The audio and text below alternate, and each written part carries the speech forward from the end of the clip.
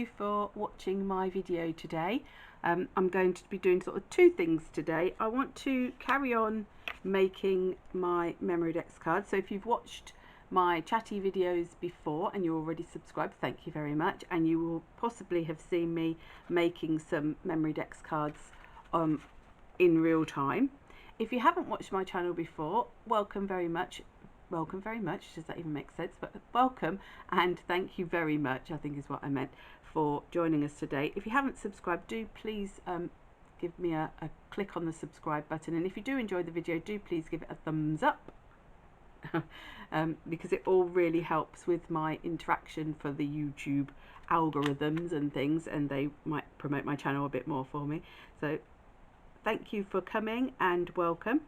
Today, as well as making my Memory Dex cards, I'm going to be using this set of paints that I have just purchased this week. I purchased these after watching a video by Tracey Susan. She's another YouTuber, and I will link her channel in the description box below. If you don't know where the description box is, I can only sort of tell you from an iPad point of view, in that when I go underneath there's a little arrow before where the comments are, and if you click on the arrow the description box comes down and there'll be some, usually whoever's made the video will put some writing in there. I usually put in, if it's a time-lapse video, I'll put in what I've used, so that if you haven't managed to catch it through the video you'll have an idea. And if I've got any links to any other YouTubers or to any specific places, I will put them in there as well. So I'll pop her channel in that box below. She showed on her video this set of gouache paints that she had recently purchased, and she'd also purchased a bigger set, but I only really wanted to try out the smaller set. Now, gouache is a sort of paint that I've seen quite a few different crafters using, and it's something that I've been quite interested in for quite a while because it just intrigued me as to what it is. And from what I can gather, so I did a little bit of research, a little bit of reading about them, and they are sort of like a cross, from what I can gather, between a watercolour and an acrylic. So they're, whereas a watercolour is water reactive but is quite translucent and thin, a gouache is also water reactive but it is a thicker consistency. The pigment particles are larger than in a watercolour, and it gives you a more opaque finish, but it's still water reactive. So unlike an acrylic, which is thicker and opaque but will not reactivate once it is dry, it is set, you are not moving it again, it's more like a watercolour in that you can still reactivate it. So it's sort of a hybrid in a way between a watercolour and an acrylic. Now, I also looked into this particular brand. This brand is HIMI, and they go under a few different names from what I can gather, but they are a Chinese art manufacturer. They've got quite a few different products, and I have seen their products for pencils and watercolours in other places and with other people using them. And when I looked into them, it seems that they overall they are quite a good good quality but not professional quality art material.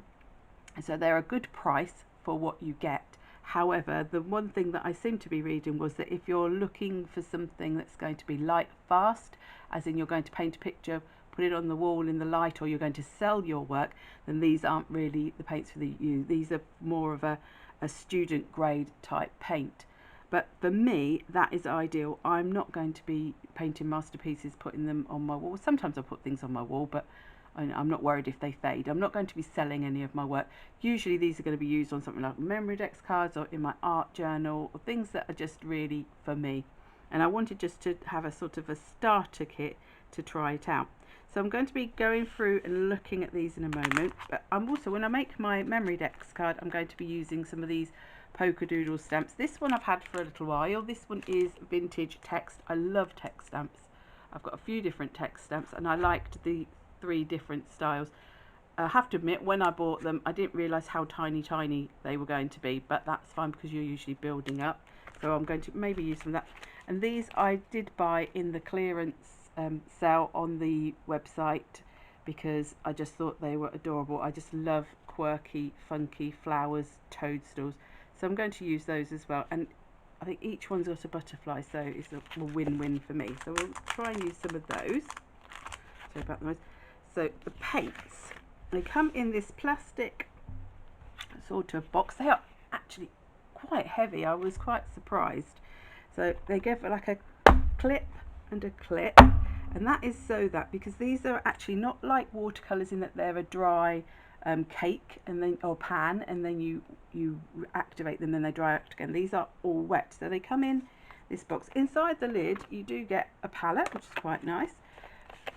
So I'm going to presume that is to keep them nice and fresh, and they come sealed in these little packets. Now I did just have a little look at one just to see how easy they were to open. I won't open them all on camera because I think that would just be a bit tedious, but they're in these quite deep sort of little cups, and they have a foil top on which you pull back, and then the paint inside is sort of jellyish consistency. Now I'm thinking I'm going to maybe leave these on. From what I read, they do stay wet for quite a long time, but if they do dry out you can reactivate them with some water, so you know you're not going to waste them. So let's just see, that's that one. So well, this one I haven't opened, so I will go through and I'll pull them all open so that we can get into them and then have a little play with them. So I'll pause you while I do that because I'm sure you don't want to watch me open them all. Okay, so I am back, and the first thing you will see is that I've managed to get paint all over me, and I've already managed to get paint on the lid. Luckily for me that's not an issue. I don't worry about my things staying pristine, but if that is something that concerns you, you might want to be a little bit more careful than me opening them. In the end, I have to admit, I decided that I needed to actually take the lids off, because otherwise you can't tell what the colours are, and I'm really bad at remembering where colours are in things. I have to keep rechecking, and because they're sat deeply in there, you can't see the colour through the pot if you leave the lid on. Then you can't see the colour at the top. And you do get two whites and you do get two blacks. So after I'd unwrapped both whites, I realised that that was probably an error. So I put one of the lids, laid it back on, and I didn't open the second black because I thought there's no point in having two open. You do get 18 pots, but that's 16 colours, because you get the two doubles of the two that are obviously the ones you're going to use the most. You get these three lovely sort of, that's more of a pinky red, isn't it? A very orangey red, and then a deeper red. You get a couple, well, you get two browns. You get more of like an ochre, a yellow, an orange, purple, dark blue, light blue, and then three sort of shades of green, and the black and the white. So it's a nice starter kit for me. This is ideal, and I suspect that the ideal would also be that if you are, when you're using these, to not leave them open the entire time, just so that they don't dry out too much. So I'm going to leave my lid there so that I can keep popping it back on. So all I wanted to do to start with was just to try them out, make a little bit of a painty background. I'm not going to swatch all the colours. I don't tend to make lots of swatches, but you know, if you want to, I'm sure there are lots of videos out there where people do swatch the colours out, but I'm just going to use a few of the colours to make a background. I think I'm going to go for some warm, so I might go for like yellow, orange, and a red, maybe a bit of pink. So let's just start with a yellow, and it's quite a thick, it does remind me a lot of what an acrylic paint would be like, and it is really bright and opaque. Now I'm presuming because it's water reactive you can water it out, but I would have thought that if you want a really, really watered out effect, you would probably be going for a watercolour anyway. So if you want that effect, then that's what you would go for. So let's have a little bit of orange as well. Now these aren't going to be as obviously thick as what they would be if I wasn't adding so much water. So just to be, oh, they're bleeding nicely into each other there, doesn't it? Get a nice little bit of feathering between the two.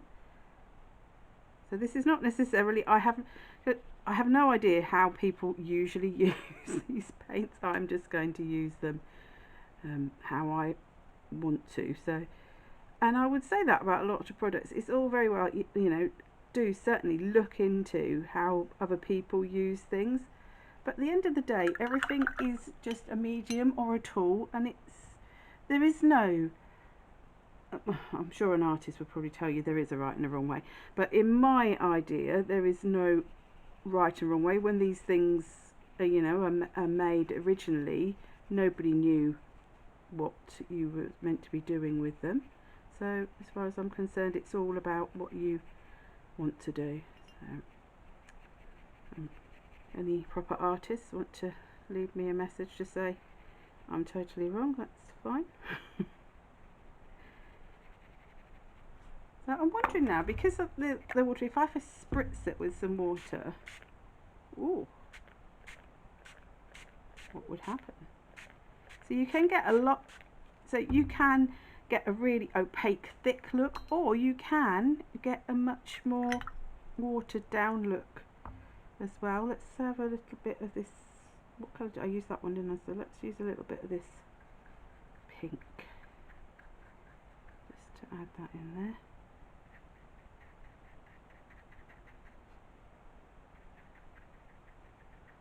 And I'm going to presume then that I could get some sorts of, if I want to mix a little bit on here and do some, oh yes, some nice splatters. I can imagine these could be quite good fun to play with. There we go. So what I will do is I'm going to put my lid back onto my paints, and there we go. I'll put them to the side. I will clean this up and I will give this a dry, and then we can carry on with our Memory Dex card. Okay, so I've given it a dry with my heat tool, and it didn't take long, and it gives a really nice matte finish. You know, a lot of times when you use acrylic paint you get quite a glossy finish, but this does give you a nice matte finish. One thing that interests me is, because it's a water reactive paint, as to whether I would be able to, like when you use distress inks and things, you can splatter them and lift some of the colour, whether that's something you can then do with this. So I'm going to have a little go. So I've got some plain water. I'm just going to splat it on. Now in theory it should work, because if it's water reactive like your watercolours are, then it should be able to lift some of this back off. So I'm going to leave that for a second, and then I'm going to get a piece of my kitchen towel and just see whether it lifts. I don't know whether it will or it won't. It's doing what it does when I do it with the distress inks. So let's have a look. Oh yes, it does. Not as strongly as it does with those, but it certainly has given you some of those water spots, which is an effect that I really do like. So yep, so you can then do your same sort of watercolour effects that you would with your watercolour and water reactive products. So I'm just going to give that a very quick blast. So if you've got earphones in, you might want to just take them out a moment.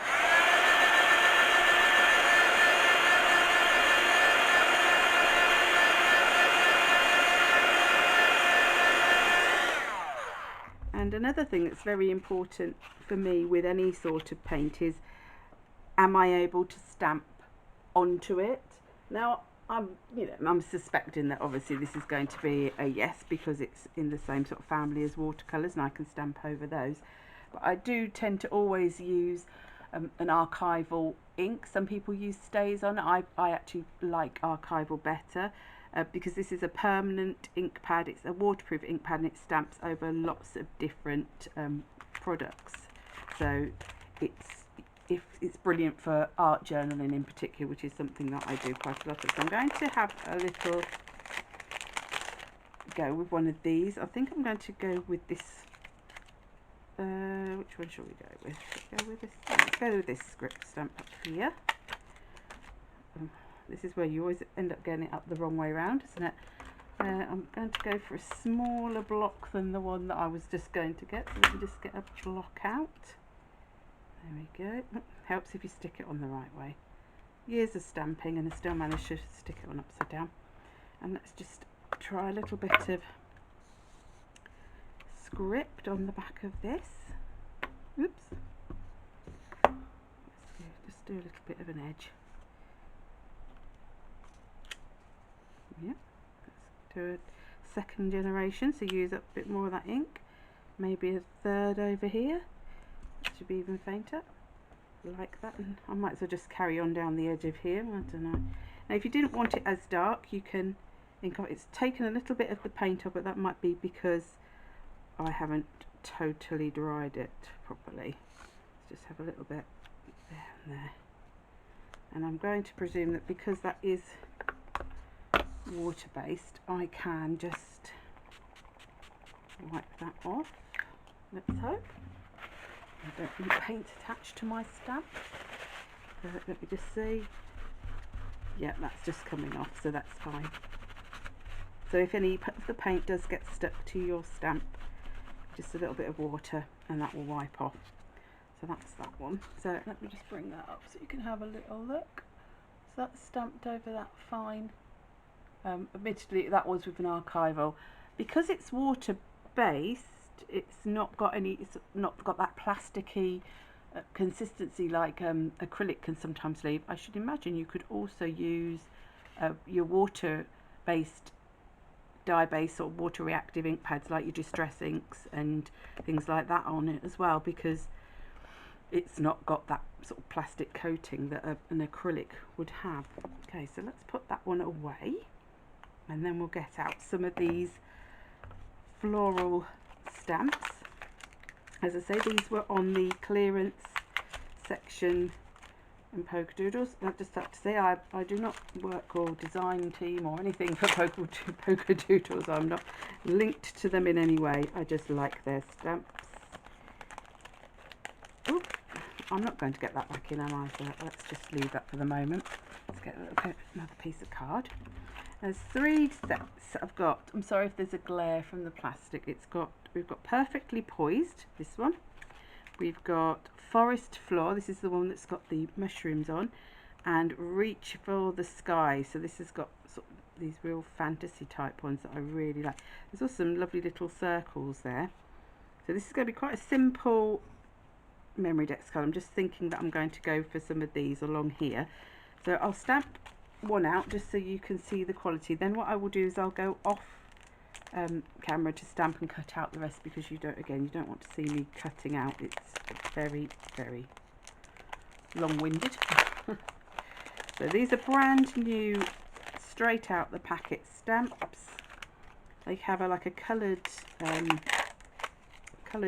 acetate, so that you can get an idea of how you might want to colour them. So I usually lay mine down that way, and then I get my block and I just lift them up so that they're there. Now, a lot of the times people say you clean them, get a bit of soapy water. To be totally honest, I don't generally clean them, but if I am ever concerned that there might be something on them and not going to get a good impression first time, I usually use archival anyway. It will stain your stamps, but it doesn't damage them, and then I'll just stamp off onto some copy paper. Now that's first stamp. So, but I know then that if there was anything that's going to stop it stamping properly, I'm not doing it onto my expensive piece of card or my project and then ruining it. I'm just going to, you'll be using a bit of copy paper. So let's just stamp out one of these. And don't forget to always just give your ink a little bit of time to go down into your cardstock. Sometimes I think we go and think, oh, well, that should do. Well, it does need time to make contact. And then there we go. So there's the one mushroom. So what I will do is I will pick a few different ones from the different sets. I will stamp them, and again I'm stamping onto watercolour cardstock, because I'm invariably going to use watercolour water-based products, and then I will come back to you when they are all done. Hello again. I have stamped out a selection of the different leaves, flowers and mushrooms, and I have cut them out.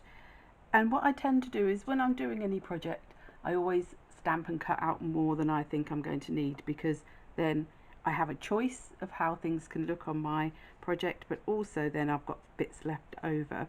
What I've also done, and I know I have mentioned this, so if you've heard this before I apologise, but I know that new people watch all the time, is that I do go round, when I cut images out, I do go round with a black permanent pen. The one I have used, I've just literally put it away, there we go, is I use this Unipin brush pen, because it's quite a fine nib, but it's got enough of a nib to be able to get around the edges properly, but you can get in all the nooks and crannies as well. The reason I do that is because I don't like the white rawness around it. Also, if you stamp and then when you cut you accidentally, you know, nip a bit of the edge of the stamping off, if you get your black pen and go around, you can fill that back in and it doesn't look like you've done anything wrong at all. There's nothing wrong in crafting, but you know what I mean.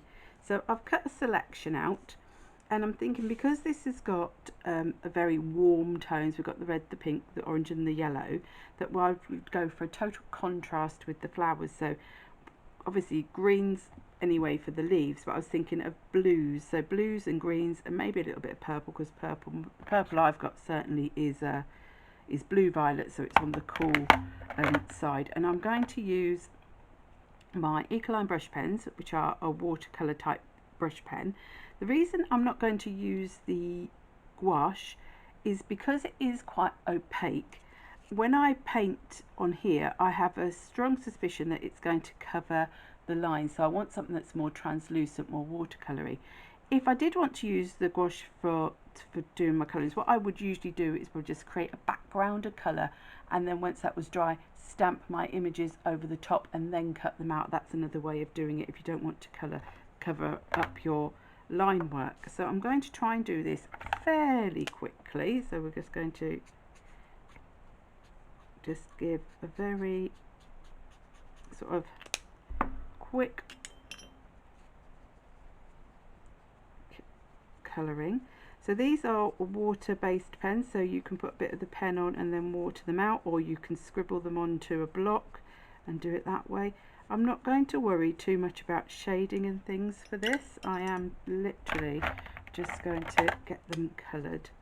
So if I find I'm taking forever, then what I may very well do is then turn the video off again and then let you see them when they're done. But I'll certainly do a couple. Actually, let me just bring you in a little bit more. So sorry if this makes you seasick, so that you can see that a bit closer.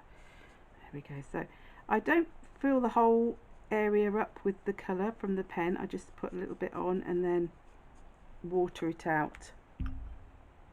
Now sometimes I use one of those water brushes, but quite often I find that I spend so much time trying to get the water to flow that it's easier just to use a normal brush with some water.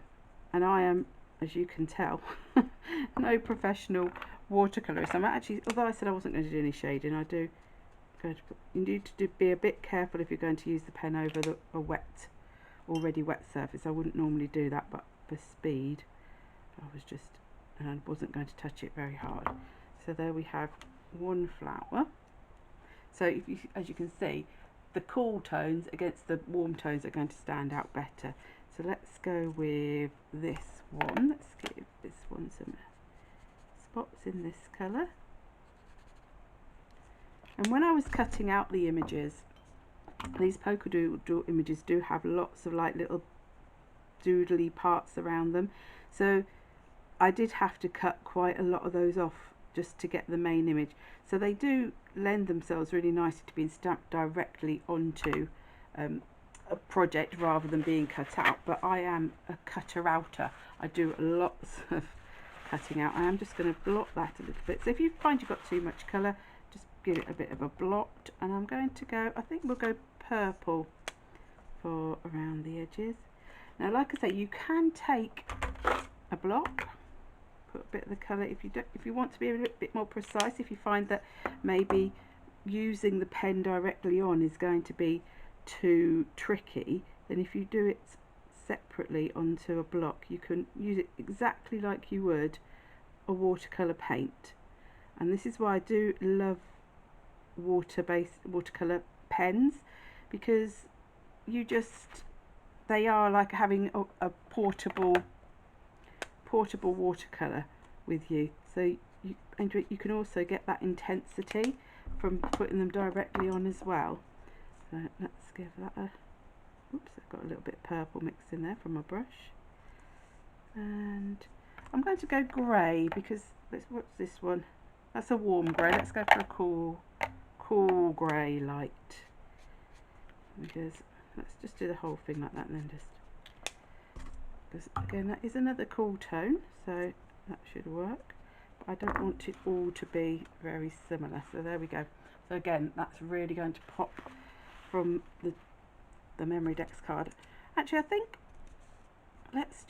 we might just have one more of them, and then maybe 1, 2, 3, 4, 5. I do tend to work in odd numbers, and then maybe a leaf. So we'll just do this. So I will stay with you to do these, because it's not going to take that long. Let's give ourselves a really nice purple flower. In fact, we might make both the flowers purple, and then we've just got some leaves and one more mushroom to do.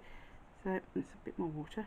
So you can water the pens right down as well this way, because you can just add as much or as little water as you like, and you can get like really intense colouring, or you can get a really pale colour. So I've added even more water to that, so this one will probably be even lighter. But because you've got the water base, like more of a watercolour rather than the gouache, you can still see those lines through, which is what I want. If I've spent the time you know, stamping, I don't want to then see how intense then, just by taking that directly on. But if it's then too intense for you, just take a little bit of water, get your kitchen roll, and you can blot that down just like you would with your watercolour paints. That's that. And then let's have this one more greeny blues, I think, because we've got quite a lot of blue and purple going on there now, haven't we? So let's give this one more of this dark green. Change it up a little bit, so we've got a bit of contrast going on between the plants. And this is, although this video has probably not been the quickest, it is a really simple Memory Dex card. I'm thinking let's go for pale blue around, because I've literally just created a quick sort of washy background with the gouache, then a little bit of background stamping, and then just a few elements to act as my foregrounds. And although I'm using these stamps, I do want to really make clear that obviously when you're doing projects at home, just use what you've got. You know, she says as somebody who then rushes out and buys everything that everybody else uses, but you don't have to do that. You don't have to, you know, buy everything that everybody else is using. Adapt it. Think, what have I got that's similar that I could use? You know, you don't have to be buying new stuff all the time. Although, like I say, my husband would probably say, you need to practice what you preach. I want to have a little bit of shading on there, so let's have a little bit of the darker green. Excuse me a minute. Dear. And let's have, yeah, we need a little bit of shading just to get on now. These are not dry, so I might give them a very quick blot. Let me just pop my pens back in the pot so that they are out of the way. So I've still got these 3 little ones left, so I can put them in a box or in a bag, and I will be able to use them another day. So let's take those off of the background, and so I'm just going to give them a very quick blast. Not the highest heat, I'm going to use the lower heat just to dry them. Now ideally you would wait till these were totally dry before gluing them down, but I'm not going to do that, obviously. Right. So that's just a little bit drier, and I am going to just to help bring the sides in on this, although we've got the stamping that's sort of already helping to make a bit of a frame, I do, if I've got black stamping going onto things, I do like to have a black edge, because I sort of feel like that's then drawing your eye in. And also if I've got the black on in the middle, I need sort of a counterbalance in a way to match that blackness. So those are those. Now I've got two types of glue. I have got my glue gel. I use two different types of glue gel. I'm not fussy. They're both as good as ever. I do not use silicone glue. The only reason I don't use silicone glue is because I can't tolerate the smell of it, because I just can't work with it. So I use glue gel, and I have used Pinflair, which is the one I've got at the moment. Pinflair glue gel. And it does say it's odorless. I have really sensitive sense of smell, so to me it's not odorless, but it does say that on the packet, but it's not so strong that I can't work with it. And the other one I do use also when I can't get hold of Pinflair, or just because it's the one that I've seen, is the Collal glue gel. But I use the same syringes. I don't tend to buy the syringes anymore because I have so many of them from other packs. So you decant the bone glue into there, and the reason I use this is because it gives a really, really firm hold, and it can give you the dimension that you could get with foam pads, but I prefer the fact that I can put it at different levels wherever I want. The other glue I use if I want to stick things flat is the Cosmic Shimmer acrylic glue. It's got a quick grab and it's very strong again, but you don't want to use too much of it. Like if you're sticking a big piece of card, if you put too much on, it will just warp your card and you will see it. So I'm going to use both because I want some elements to be flat and I want some elements to be raised up. So I'm thinking that I'm going to go sort of the flowers. I want to do a cluster one side and then just one the other side. So I'm thinking just that one flower there. And then I'm thinking that these can go over this side. I'm thinking actually that might go there behind that one. So I tend to do this. I tend to rearrange them first, so I'm going to have an idea of what I've got to stick where, because otherwise if I start sticking and then realise that that needed to actually be on the bottom, it's a problem. So I'm going to stick this one down flat. I don't know, I've got a bit of a frog in my throat today. Now this pin did not come with this glue. I've used that from something else because I wrecked the lid of the glue, but I do still find that almost every time I use it I do need to sort of really poke it through. But to be fair, I think that is a thing with all acrylic glues. I do not think it's, one particular brand. It's just the nature of glue.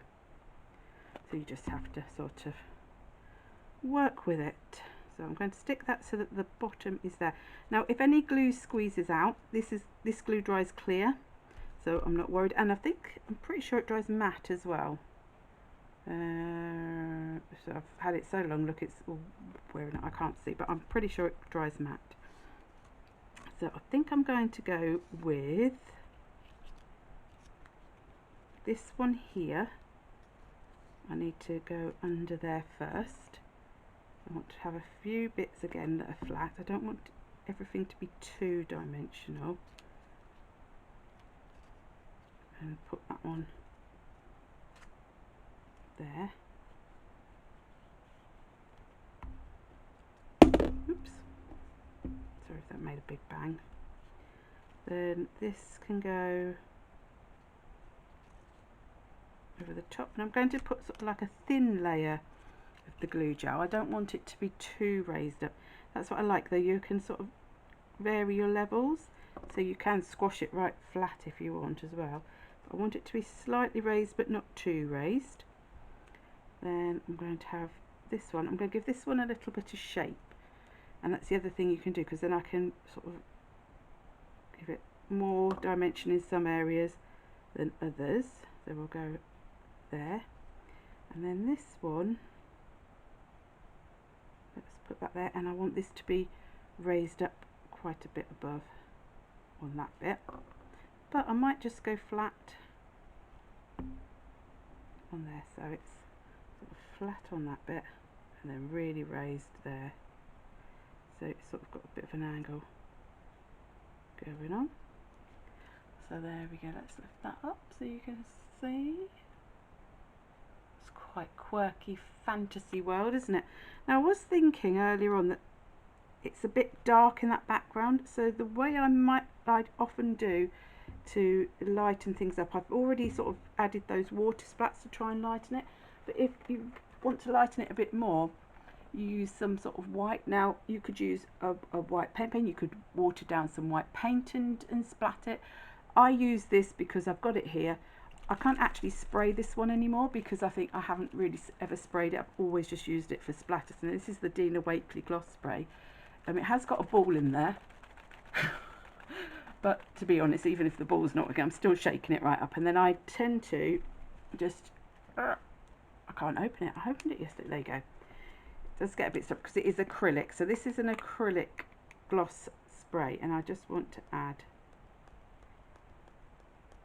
and I just love, something about white splatters just often finishes a project off. And if you're a bit concerned that you're getting all your splatters in one place, turn your project round and do it from another angle, and you can have as much or as little, and I usually have to stop myself from going too mad.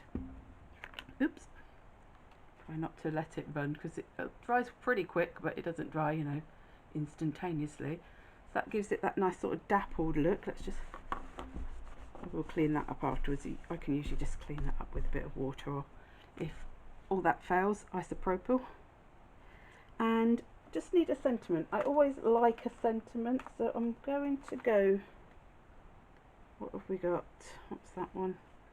That's snarky. I don't think this one needs snarky sentiments. But I've got either my big chat, which is individual words, or my small talk. I think this needs a small talk because of the size of the card, and I'm thinking to stand out and to go with that black, I will go with a black sentiment.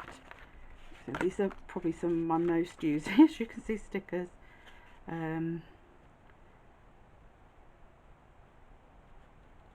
Great things to take down. Stay simple. Take risks for enough for going through that cold and tight.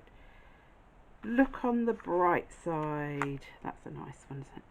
Look on the bright side. So I'm thinking here's a nice open space, but sometimes you want to leave a bit of open space. And on this occasion, I think I am going to go. Now I could have it coming in off the edge because I've got black edge. I wouldn't often do that, but I do often like to have my sentiments and things coming from something else. I am going to, although these are stickers, I never ever, and I honestly do think never, stick stickers just with the adhesive that's on them, because usually I've got paint, spray, embossing pad, all sorts on my projects, and so I will always add a little bit of glue just to make sure that they stick properly. Unless, of course, if you want to be able to remove them, then obviously don't stick them down with glue. But my projects generally are not going to have bits removed off of them. I will just leave them. So there we go, and that is my finished Memory Dex card. Let's lift it up so you can see a little bit of the dimension of the flowers and the toadstools. Now this has curved up a little bit because obviously there's moisture in it, but that will flatten out more. And also I do then, if you just give it a little bend, they generally do go back, and it's going to go on my Memory Dex spinner anyway. That's come up, so let's just press that stalk down. Sometimes with your glue you do need to remember that it does require a little bit of drying time, which I always forget. So thank you very much. I hope you enjoyed that. So do check out Tracey Susan's videos, including her one about the gouache paints, and I will hopefully be using them in other projects as well. And if you have enjoyed, do please give us a thumbs up. If you haven't subscribed, it'd be lovely to have you join. And as always, if you have any questions about anything I've used or anything I've done in this video, do please feel free to leave them in the comments section. I will answer the best I can, but I will always get back to you, whatever. And if you have any comments to leave, I always enjoy reading those as well. So thank you very much, and I'll see you soon. Bye bye.